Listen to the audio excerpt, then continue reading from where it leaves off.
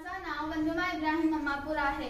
मी 8वी शिकत आहे। माझे शाळेचे नाव जी.प. उर्दू शाळा मांगडेवाडी आहे। मी आपल्या समोर एक गोष्ट सादर करते। त्याचा शीर्षक आहे चतुर कासव। एक दिवस कासव जंगलाकडे निघाले। त्याला कोल्हा दिसला।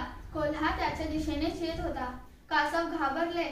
कासवाने आपली मान व पाय कवचात ओढून घेतले। कोल्हाने कवच पाहिले। आपल्या पायाने कवचाला ओरखडले। कोल्हाला वाटले हा तर दगडच आहे। कोल्हा पुढे निघून गेला। कासवाने हळूच मान बाहेर काढली तर पाण्यात शिरले।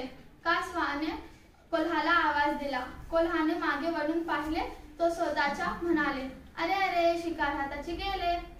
अशा प्रकारे चतुराईमुळे कासवाचा जीव वाचला।